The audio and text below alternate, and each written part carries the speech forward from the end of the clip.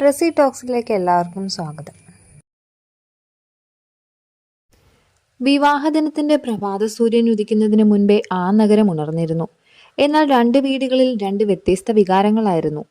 ഒരു വീട്ടിൽ വിവാഹത്തിന്റെ തിരക്കുകൾ, മറ്റൊരു വീട്ടിൽ ജീവിതത്തിലെ ഏറ്റവും വലിയ തീരുമാനത്തിന്റെ ഭാരം.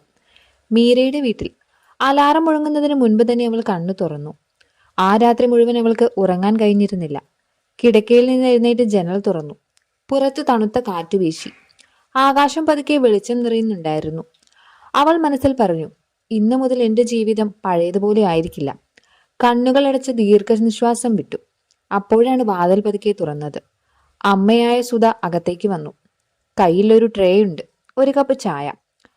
പക്ഷെ ആ ചായയേക്കാൾ ചൂടുണ്ടായിരുന്നത് അമ്മയുടെ കണ്ണുകളിലായിരുന്നു. കരഞ്ഞതിന്റെ പാടുകൾ വ്യക്തമായിരുന്നു. മോളെ, ചായ കുടിക്ക്. മീര നിർബന്ധിച്ചൊരു പുഞ്ചിരി ചിരിച്ചു. അമ്മ, ഇന്നത്തെ ദിവസം കരഞ്ഞു തുടങ്ങരുത്. അത് കേട്ടതും സുധയുടെ കണ്ണുകൾ വീണ്ടും നിറഞ്ഞു. അവൾ മീരയുടെ അടുത്തിരുന്ന് അവളുടെ കൈ പിടിച്ചു. നീ ചെറുപ്പത്തിലായിരുന്നപ്പോൾ സ്കൂളിൽ ആദ്യ ദിവസം കൊണ്ടുപോയപ്പോൾ പോലും ഇത്രയും വിഷമിച്ചിട്ടില്ല.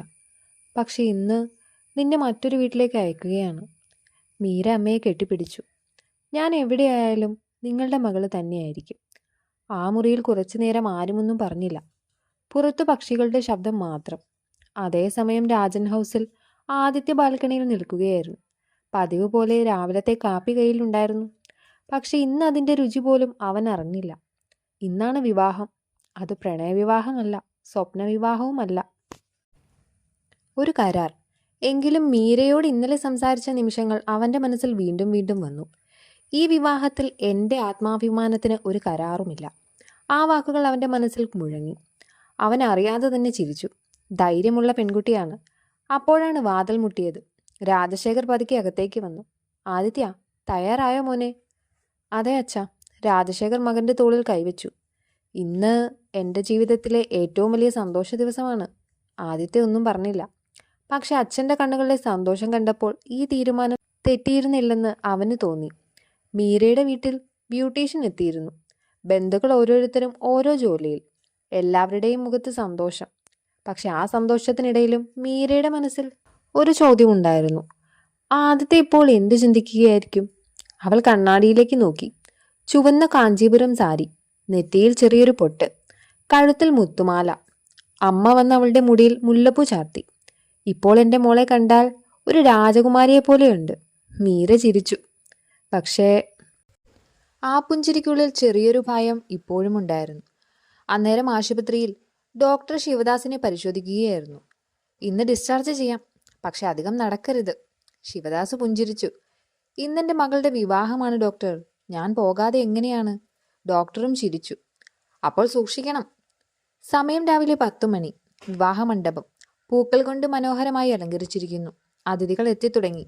മാധവ് ഓരോ കാര്യങ്ങളും ശ്രദ്ധയോടെ നോക്കിക്കൊണ്ടിരുന്നു. രാജശേഖർ ആദ്യമായി മനസ്സ് തുറന്നു ചിരിക്കുകയാണ്. ലക്ഷ്മി ദേവിയുടെ മുന്നിൽ കൈകൂപ്പി നിന്ന് പ്രാർത്ഥിച്ചു. ഈ രണ്ട് കുട്ടികളുടെയും ജീവിതം സന്തോഷമുള്ളതാകട്ടെ. അതേസമയം ഒരു കറുത്ത കാർ മണ്ഡപത്തിന്റെ മുന്നിൽ പതുക്കെ എത്തി. വാതിൽ തുറന്നു. മീര പുറത്തിറങ്ങി. എല്ലാവരുടെയും കണ്ണുകൾ ഒരേ സമയം അവളിലേക്ക് തിരിഞ്ഞു. ആദിത്യയും അവളെ നോക്കി. ആശുപത്രിയിൽ മഴയിൽ നനഞ്ഞു കണ്ട പെൺകുട്ടിയല്ല ഇന്നവന്റെ മുന്നിൽ നിൽക്കുന്നത്. ശാന്തമായ മുഖവും ധൈര്യം നിറഞ്ഞ കണ്ണുകളും, ഒരു പുതിയ ജീവിതത്തിലേക്ക് നടക്കാൻ തയ്യാറാകുന്ന ഒരു പെൺകുട്ടി.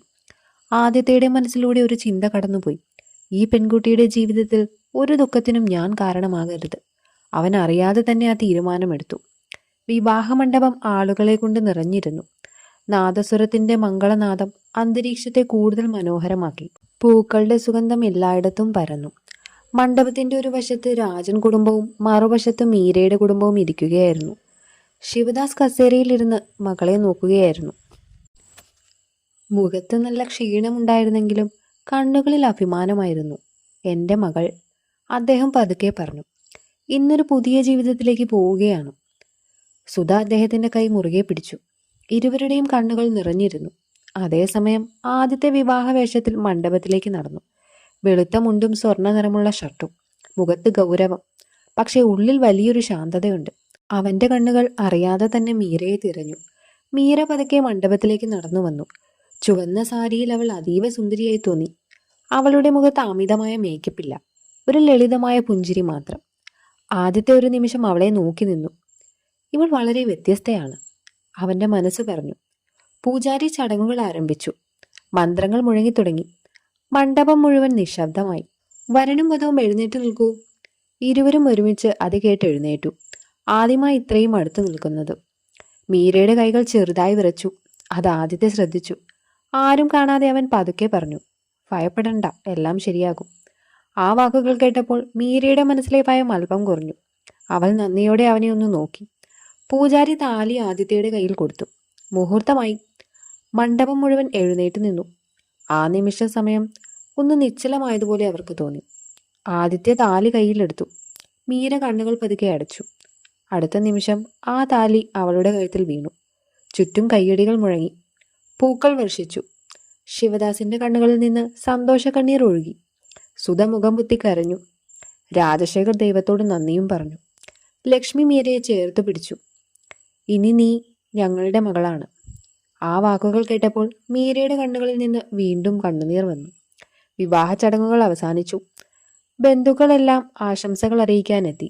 ഓരോരുത്തരും ഫോട്ടോ എടുക്കുന്നു. എല്ലാവരും ചിരിക്കുന്നു. പക്ഷേ ആ ചിരികൾക്കിടയിൽ മീരയുടെ കണ്ണുകൾ തന്റെ അച്ഛനെ തിരയുകയായിരുന്നു. അവൾ പതുക്കെ അദ്ദേഹത്തിന്റെ അടുത്തേക്ക് നടന്നു. ശിവദാസ് എഴുന്നേൽക്കാൻ ശ്രമിച്ചു. അച്ഛാ, വേണ്ട. മീര വേഗം അടുത്തെത്തി. അദ്ദേഹത്തിന്റെ കൈ പിടിച്ചു. ശിവദാസ് അവളുടെ നെറ്റിയിൽ ചുംബിച്ചുകൊണ്ട് പറഞ്ഞു, സന്തോഷമായി നീ ജീവിക്കണം. എന്നെക്കുറിച്ച് ഒരിക്കലും നീ ഓർത്ത് വിഷമിക്കരുത്. മീരയ്ക്ക് സംസാരിക്കാൻ കഴിഞ്ഞില്ല. അവൾ അച്ഛനെ കെട്ടിപ്പിടിച്ച് കരഞ്ഞു. ആ കാഴ്ച കണ്ട പലരുടെയും കണ്ണുകൾ നിറഞ്ഞു. യാത്ര പറയാനുള്ള സമയമെത്തി. കാർ മണ്ഡപത്തിന് മുന്നിൽ തയ്യാറായി. സുധ മകളെ ചേർത്ത് പിടിച്ചു. വിഷമമുണ്ടെങ്കിൽ മനസ്സിൽ വെക്കരുത്. ഞങ്ങളെ നീ വിളിക്കണം. മീര അത് കേട്ട് തല കുനിച്ചു. ആദ്യത്തെ ഇതെല്ലാം നിശബ്ദമായി നോക്കി നിന്നു. മീര കാറിൽ കയറാൻ തുടങ്ങിയപ്പോൾ ശിവദാസിന് ചെറിയൊരു തലകർക്കം അനുഭവപ്പെട്ടു. അദ്ദേഹം വീഴാൻ പോയ നിമിഷം ആദിത്യ ഓടിച്ചെന്ന് അദ്ദേഹത്തെ താങ്ങിപ്പിടിച്ചു. അച്ഛാ, ശ്രദ്ധിക്കണം. ആദിത്യ ആദ്യമായി അദ്ദേഹത്തെ അച്ഛ എന്ന് വിളിച്ചു. ആ ഒരു വാക്ക് ശിവദാസിന്റെ ഹൃദയം നിറച്ചു. അദ്ദേഹം ആദിത്യയുടെ കൈ പിടിച്ചു. എന്റെ മകളെ ഒരിക്കലും കരയിക്കരുത് മോനെ. ആദിത്യ യാതൊരു മടിയുമില്ലാതെ മറുപടി പറഞ്ഞു. ഞാൻ വാക്ക് തരുന്നു. ആ വാക്കുകൾ കേട്ടപ്പോൾ മീരയുടെ കണ്ണുകൾ ആദിത്യയിലേക്ക് തിരിഞ്ഞു. അവന്റെ മുഖത്ത് അഭിനയമില്ലായിരുന്നു. അതൊരു ആത്മാർത്ഥമായ വാഗ്ദാനമായിരുന്നു. കാർ പതുക്കെ രാജൻ ഹൗസിലേക്ക് യാത്രയായി. മീര പിന്നിലെ ഗ്ലാസ്സിലൂടെ സ്വന്തം വീട്ടിലേക്ക് അവസാനമായി ഒന്ന് നോക്കി. വീട് ചെറുതായി, പിന്നെ കൂടുതൽ ചെറുതായി. അവസാനം കണ്ണിൽ നിന്ന് മറഞ്ഞു. അവളുടെ കണ്ണിലൂടെ ആ കണ്ണുനീർ തുള്ളികൾ വീണ്ടും ഒഴുകാൻ തുടങ്ങി. അത് കണ്ട ആദിത്യ ഒന്നും പറഞ്ഞില്ല. പക്ഷെ കാറിലുണ്ടായിരുന്ന ടിഷ്യൂ ബോക്സ് പതുക്കെ അവളുടെ അടുത്തേക്ക് നീക്കി. മീര അവനെ ഒന്ന് നോക്കി. ഒന്നും പറയാതെ ടിഷ്യൂ എടുത്തു. അതാണ് അവരുടെ ജീവിതത്തിലെ ആദ്യത്തെ നിശബ്ദ കരുതൽ. ഒരു പുതിയ വീട്, ഒരു പുതിയ ജീവിതം. രാജൻ ഹൗസിന്റെ വലിയ ഗേറ്റ് പതുക്കെ തുറന്നു. പൂക്കൾ കൊണ്ട് അലങ്കരിച്ച കാർ അടുത്തേക്ക് ചെന്നു. മീര ജനലിലൂടെ പുറത്തേക്ക് നോക്കി. വലിയ പൂന്തോട്ടം. രണ്ടു വശത്തും നിരയായി നിൽക്കുന്ന തെങ്ങുകളും അലങ്കാര ചെടികളും. വീടിന്റെ മുന്നിൽ കാത്തു നിന്നിരുന്ന ജോലിക്കാരും ബന്ധുക്കളും. കാർ വീടിന് മുന്നിലെത്തിയപ്പോൾ ആദ്യം പുറത്തിറങ്ങി. ശേഷം കാറിന്റെ മറുവശത്ത് വന്ന് വാതിൽ തുറന്നു. ഇറങ്ങാം. അവന്റെ ശബ്ദം ശാന്തമായിരുന്നു. മീര പതുക്കെ പുറത്തിറങ്ങി. വീടിന്റെ മുൻവശത്ത് ലക്ഷ്മി ആരതി തെളികയുമായി നിന്നിരുന്നു. വലതുകാൽ വെച്ച് അകത്തേക്ക് കയറി മോളെ. മീര ഒരു നിമിഷം മടിച്ചു. പിന്നെ വലതുകാൽ വെച്ച് വീടിനുള്ളിലേക്ക് കടന്നു. ലക്ഷ്മി അവളുടെ നെറ്റിയിൽ ചന്ദനം തൊട്ടു. ഇനി ഈ വീട്ടിൽ നിന്റെ ചിരി നിറയണം. ആ വാക്കുകൾ കേട്ടപ്പോൾ മീരയ്ക്ക് സ്വന്തം അമ്മയെ ഓർമ്മ വന്നു. ഗൃഹപ്രവേശന ചടങ്ങ് കഴിഞ്ഞപ്പോൾ എല്ലാവരും ഹാളിൽ ഇരുന്നു. ബന്ധുക്കൾ ഓരോരുത്തരായി യാത്ര പറഞ്ഞു. വൈകുന്നേരത്തോടെ വീട് ശാന്തമായി. ആ വലിയ വീട്ടിൽ ഇപ്പോൾ ഉണ്ടായിരുന്നത് രാജശേഖരും ലക്ഷ്മിയും ആദിത്യയും മീരയും മാധവും മാത്രമാണ്. രാജശേഖർ പുഞ്ചിരിയോടെ പറഞ്ഞു, മീര, ഈ വീടിനി നിന്റെയും വീടാണ്. ഒരതിഥിയെ പോലെയല്ല, മകളെ പോലെ ജീവിക്കണം. മീര വിനയത്തോടെ തല കുനിച്ചു. ശരി അച്ഛാ. ആദിത്യ അത് കേട്ട് അവളെ നോക്കി. അവൾ ആദ്യമായി രാജശേഖരനെ അച്ഛ എന്ന് വിളിക്കുന്നത് അവൻ ശ്രദ്ധിച്ചു. രാജശേഖരന്റെ കണ്ണുകളിൽ സന്തോഷം നിറഞ്ഞു. കുറച്ചു കഴിഞ്ഞ് ലക്ഷ്മി മീരയെ മുകളിലെ നിലയിലേക്ക് കൂട്ടിക്കൊണ്ടുപോയി. ഇതാണ് നിങ്ങളുടെ മുറി. വാതിൽ തുറന്നു. മനോഹരമായി അലങ്കരിച്ച വലിയ മുറി. പൂക്കളുടെ സുഗന്ധം നിറഞ്ഞ അന്തരീക്ഷം. കിടക്ക മുഴുവൻ റോസാപ്പൂക്കൾ. അത് കണ്ട മീരയുടെ മുഖം ചുവന്നു. അവൾക്ക് അസ്വസ്ഥത തോന്നി. അത് ലക്ഷ്മി മനസ്സിലാക്കി. വിശ്രമിക്കും മോളെ. അത്രയും പറഞ്ഞ് അവർ താഴേക്ക് പോയി. മീര മുറികളിൽ ഒറ്റയ്ക്കായി. അവൾ പതുക്കെ ജനലരികിലേക്ക് നടന്നു. കയ്യിൽ അച്ഛൻ തന്ന ചെറിയൊരു ഭഗവത്ഗീത. അത് നെഞ്ചോട് ചേർത്ത് അവൾ പ്രാർത്ഥിച്ചു. എനിക്ക് ശരിയായ വഴിയിൽ നടക്കാൻ ശക്തി തരണമേ. അപ്പോഴാണ് വാതിൽ മുട്ടിയത്. ആദ്യത്തെ അകത്തേക്ക് വന്നു. മീര എഴുന്നേറ്റു. ഇരുവരും കുറച്ചു നേരം മിണ്ടാതെ നിന്നു. ഒടുവിൽ ആദ്യത്തെ സംസാരിച്ചു. ഒരു കാര്യം പറയാനുണ്ട്. അവൻ അലമാരയിൽ നിന്നൊരു ഫയൽ എടുത്തു. ഇത് കരാറിന്റെ ഒരു കോപ്പിയാണ്. പക്ഷേ അവൻ ഫയൽ മേശപ്പുറത്ത് വെച്ചു. ഇന്നു മുതൽ ഈ ഫയൽ നമുക്കിടയിൽ വേണ്ട. മീര അത്ഭുതത്തോടെ നോക്കി. എന്താണ് ഉദ്ദേശിക്കുന്നത്? ആദിത്യ ശാന്തമായി പറഞ്ഞു. ഈ വിവാഹം ഒരു കരാറായി തുടങ്ങിയതാണെന്ന് എനിക്കറിയാം. പക്ഷെ ലോകത്തിനു മുന്നിൽ നമുക്ക് അഭിനയിക്കേണ്ട ആവശ്യമില്ല. നമ്മൾ പരസ്പരം ബഹുമാനിച്ചാൽ മതി. അവൻ തുടർന്നു. ഇനി മുതൽ നിനക്ക് ഈ വീട്ടിൽ എന്തെങ്കിലും ബുദ്ധിമുട്ടുണ്ടെങ്കിൽ ആദ്യം എന്നോട് പറയണം. നീ ഈ വീട്ടിൽ ഒറ്റയാളല്ല. ആ വാക്കുകൾ മീരയുടെ മനസ്സിൽ ആഴത്തിൽ പതിഞ്ഞു. അപ്പോൾ ആദിത്യ വീണ്ടും പറഞ്ഞു. ഇനി ഒരു കാര്യം. ഇന്നു മുതൽ ഞാൻ പക്കത്തുള്ള മുറിയിൽ താമസിക്കും. മീര അമ്പരന്നു. എന്തിന്? ആദിത്യ ചെറുതായി ചിരിച്ചു. നമുക്ക് സമയം വേണം പരസ്പരം മനസ്സിലാക്കാൻ. അത് കഴിഞ്ഞ് ജീവിതം എന്ത് തീരുമാനിക്കുന്നുവോ അതുപോലെ സ്വീകരിക്കാം. മീരയുടെ മനസ്സിലെ ഭയം ആ നിമിഷം ഏറെ കുറഞ്ഞു. അവൾ ആദ്യമായി മനസ്സിൽ പറഞ്ഞു, ഞാൻ ഇദ്ദേഹത്തെ തെറ്റിദ്ധരിച്ചിരുന്നു. ആദിത്യ പുറത്തേക്ക് നടന്നു. വാതിൽ അടയ്ക്കുന്നതിന് മുൻപ് ഒന്ന് തിരിഞ്ഞു നോക്കി. Good night Meera. മീര ചെറുതായൊന്ന് പുഞ്ചിരിച്ച് ഗുഡ് നൈറ്റ് പറഞ്ഞു. വാതിൽ അടച്ചു. മുറിയിൽ വീണ്ടും നിശബ്ദത. പക്ഷേ ആ നിശബ്ദതയിൽ ഒരു പുതിയ വിശ്വാസം ജനിച്ചിരുന്നു. രണ്ടപരിചിതർ ആദ്യമായി പരസ്പരം മനുഷ്യരായി കാണാൻ തുടങ്ങിയിരിക്കുന്നു. വിവാഹം കഴിഞ്ഞ് 3 ആഴ്ചകൾ കടന്നുപോയി.